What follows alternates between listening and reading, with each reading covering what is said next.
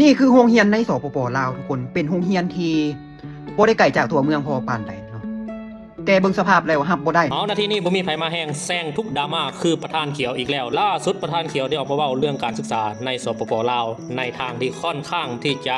ว่าด้อยการศึกษาค่อนข้างที่ว่าด้อยการพัฒนาให้ทุกคนไปฟังเบิ่งกันหลังจากทุกคนฟังแล้วมีความคิดเห็นอย่างไรกับสิ่งที่ประธานเขียวเว้าว่าเราเว้าถึงบ่หรือว่า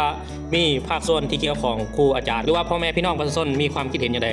คอมเมนต์บอกเด้อทุกคนเด้อนี่คือโรงเรียนในสปป.ลาวทุกคนเป็นโรงเรียนที่บ่ได้ไกลจากตัวเมืองพอปานใดเนาะแต่เบิ่งสภาพแล้วรับบ่ได้เนาะทุกคนเห็นแบบนี้บ่ได้เนาะการศึกษานี่ควรที่จะเอามาเป็นปัญหาระดับชาติเลยเนาะเพราะว่าการศึกษาคือหัวใจของประเทศถ้าหากการศึกษาเป็นจังซี่ทุกคนคิดเบิ่งแม่ว่าประเทศเฮาสิไปทิศทางใดเนาะประเทศที่เขาพัฒนาเขาบ่ได้เฮ็ดจังซี่ได้ทุกคนเขาให้ความสำคัญกับการศึกษาโคตรหลายเนาะถ้าการศึกษาบ้านเฮาเป็นแบบนี้เนาะเพราะว่าสิเป็นคนออกโรงเรียนเนาะคนบ่เรียนหนังสือจบมาก็บ่มีเวกเฮ็ดเนาะเรียนสูงสำใดบางคนพ่อแม่ให้ขายหน้าส่งลูกของตัวเองนี่ไปเรียนมหาลัยจบมาบ่มีเวียกเฮ็ดเวียกในประเทศท่าน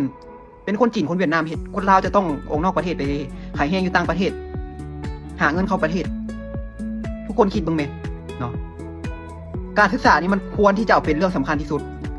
กระโบแปลกดอกที่องค์กรระดับโลกนี่เขาจัดอันดับให้ IQ ของคนลาวนี่ต่ำที่สุดในอาเซียนเนาะ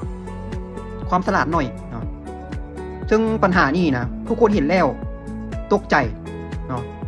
แทนที่ว่าเฮาสิใส่ใจเรื่องแบบนี้เนาะเรื่องการศึกษาเห็นบ่ว่าบ้านเฮานี่นะมีแต่โจรมีแต่ขโมยเดี๋ยวนี้นะ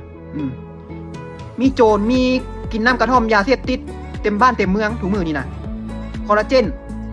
เนาะวัยรุ่นนี่วัยหนุ่มนี่โอ้ยทุทางกินทุทางเฮ็ดเนาะทั้งที่ว่าแต่ก่อนนี่โอ้ยประเทศลาวนี่เป็นประเทศนึงที่แบบสงบสุขได้ประเทศลาวนี่เป็นประเทศนึงที่มีความสงบสุขมีความเป็นระเบียบเรียบร้อยมีความสวยงามเป็นประเทศที่น่าอยู่แต่พอมาปัจจุบันนี้บ่แม่น